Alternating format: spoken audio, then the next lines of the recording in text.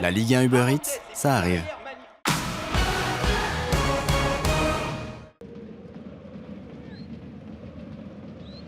Pour ce dernier match au Parc des Princes avant la trêve, le Paris Saint-Germain accueillait la JOCR avec le double objectif de s'imposer et de rester invaincu tout en épargnant des internationaux d'une éventuelle blessure avant la Coupe du Monde. Et ces deux objectifs ont été remplis pour les hommes de Christophe Galtier avec l'ouverture du score de Kylian Mbappé à la 11e minute de jeu, bien servi par Nuno Mendes. 12e but de la saison pour Kylian Mbappé, meilleur buteur de Ligue 1 Uber Eats. Nuno Mendes de nouveau dans ses œuvres en deuxième période avec ses crochets et ce centre pour la tête de Carlos Soler. 51e minute, 2-0 pour le PSG. Deuxième but de la saison pour l'international espagnol. Soler, on va le retrouver quelques minutes plus tard. Cette belle passe en profondeur pour Achraf Hakimi qui ne sera jamais rattrapé. 3-0, troisième but pour le Marocain. 9 minutes de la fin, récupération d'Hugo Ekitike qui fixe pour trouver Renato Sanchez et repoussé par Benoît Costil. Ekitike redonne une seconde chance à Renato Sanchez. C'est au fond cette fois-ci, 4-0 et Hugo Ekitike va porter le score à 5-0 avec son tout premier but sous les couleurs parisiennes. C'est un sans faute pour les Parisiens qui ont déroulé cet après-midi sans avoir de blessés. Le PSG est leader avec 5 points d'avance sur Lençon de fin.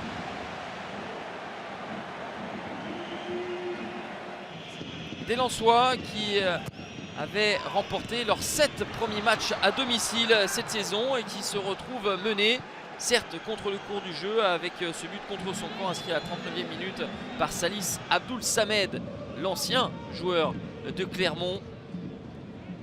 1-0 pour les Auvergnats à la pause, mais en deuxième période, la formation de Franck Hez va revenir à la marque à l'heure de jeu. Wesley Saïd, servi par Sotoka, marque son 5e but de la saison. Il égale son total de la saison dernière. Et à la 68e, capitaine Seko Fofana va inscrire son 3e but et donner la victoire au Sang et Or qui signe une 5e victoire consécutive.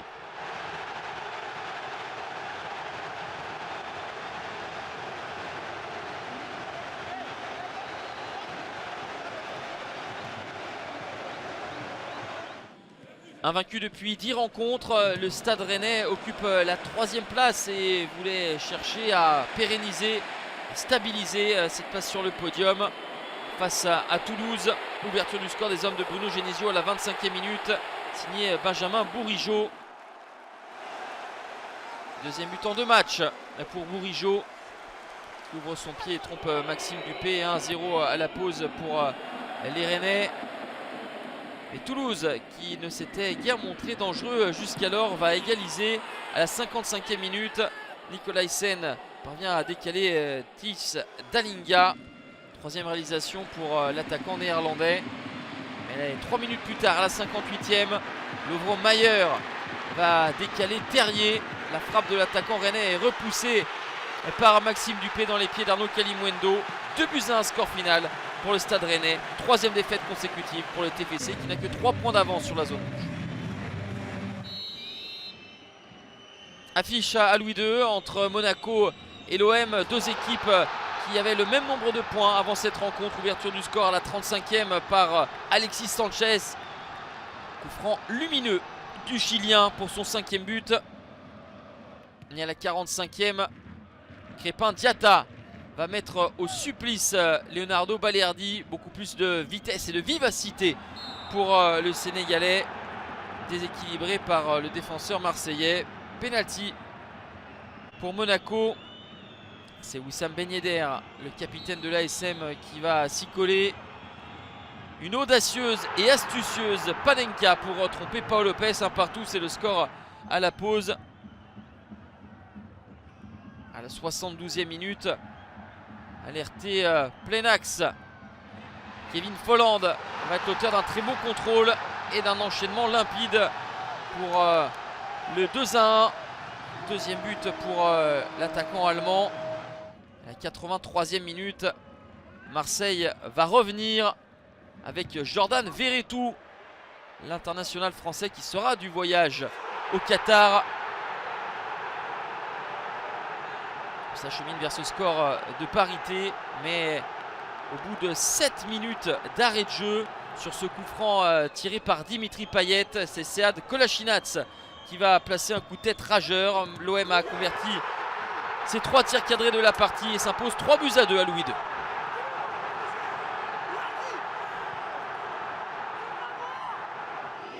En légère perte de vitesse, Lorient, avec 4 matchs sans victoire, 2 nuls puis 2 défaites consécutives, voulait se relancer à la Méno face à Strasbourg, mal en point et relégable. Les Lorientais ouvrent le score par l'inévitable Terem Moffi au bout de 5 minutes de jeu. 10e réalisation pour l'attaquant nigérian.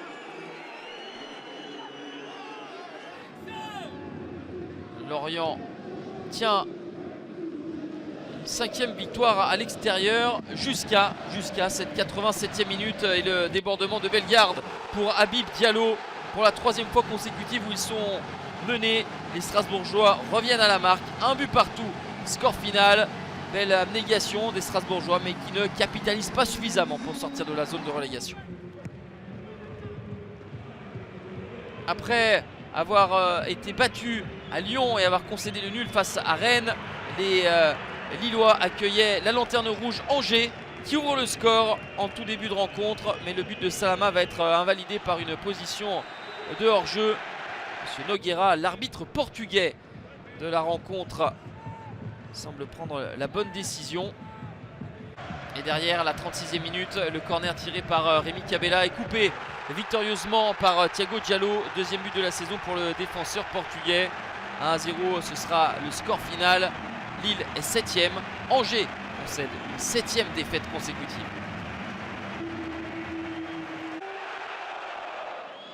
Battu à Marseille le week-end dernier, les Lyonnais voulaient réagir à domicile face à Nice qui reste sur 2 victoires consécutives. Les Aiglons à la 38e minute vont obtenir un penalty pour cette faute de main de Nicolas Tagliafico. Monsieur Vatelier, avec l'aide de la vidéo, désigne le petit point blanc.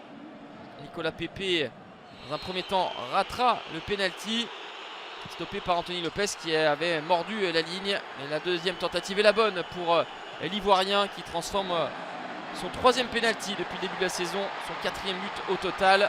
C'est une histoire de penalty qui va émailler cette rencontre. À la 89e, c'est Alexandre Lacazette qui obtient ce penalty largement contesté par les Niçois.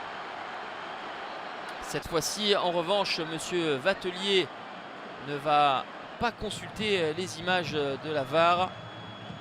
Lacazette face à Kasper Schmeichel. C'est transformé par le capitaine olympien. 9e but de la saison pour Lacazette. 1-1 score final entre l'OL et Nice.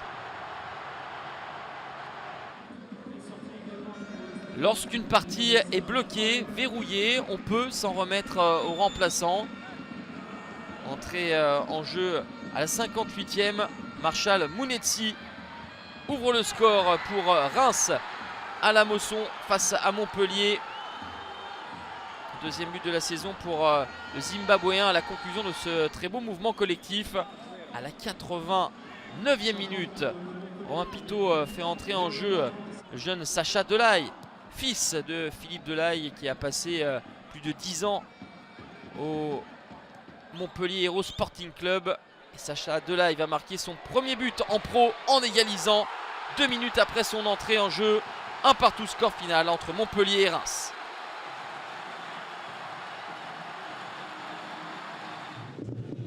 Opposition entre concurrents pour le maintien entre Brest 19e et Troyes 13e. 4 points devant. Les Brestois obtiennent un penalty en 2e période à la 53e. Romain Del Castillo face à Mateusz Lis. Le gardien polonais est pris à contre-pied. 1-0 pour les Bretons. Mais 7 minutes plus tard, Brendan Chardonnay va être poussé à la faute et va marquer contre son camp. Trompant son propre gardien Marco Bizotte. 1 but partout. Mais Brest va obtenir un nouveau penalty. Romain Castillo qui avait transformé. Le premier va obtenir le deuxième penalty de l'après-midi pour les Brestois. Steve Mounier, qui avait raté énormément de matchs cette saison, blessé, marque son premier but lors de cet exercice 2022-2023. 2-1 pour Brest, qui signe une victoire importante et sort de la zone rouge. Histoire de penalty aussi à la Beaujoire entre Nantes et Ajaccio. Ce sont les Ajacciens qui obtiennent un penalty suite à cette faute sur Marchetti. Belaïli transforme pour le 1-0 à la 57e minute. Troisième but pour l'Algérien, troisième penalty converti. Et au passage, quatrième penalty sifflé en la faveur des Ajacciens en 2 journées.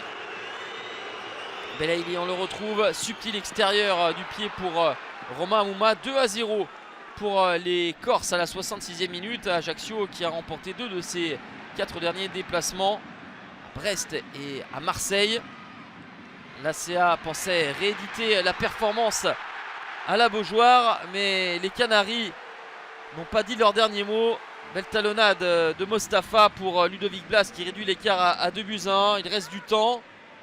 Et à la 89e minute, le ballon de Moses Simon. Ignatius Ganago qui s'élève mais ne touche pas le ballon. Benjamin Leroy est gêné et s'incline.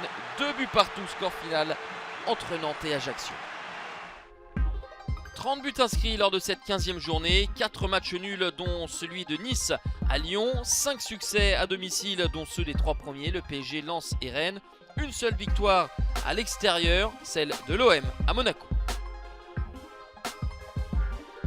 Le PSG leader invaincu avec 5 points d'avance sur Lens et 10 sur Rennes 3e, l'OM 1 point derrière le podium. Un petit écart est créé entre Lille 7e et Lyon 8e, 5 unités derrière. Une deuxième partie très serrée où Toulouse 12e n'a que 3 points d'avance sur Auxerre, premier relégable avec 13 unités, tout comme Brest et Nantes. Angers dernier a vu presque tous ses concurrents capitaliser lors de cette journée. Le Boxing Day à la française les 28 et 29 décembre prochains pour la 16e journée. Le PSG reçoit Strasbourg, Monaco est à Auxerre, l'OM affronte Toulouse, Rennes est à Reims.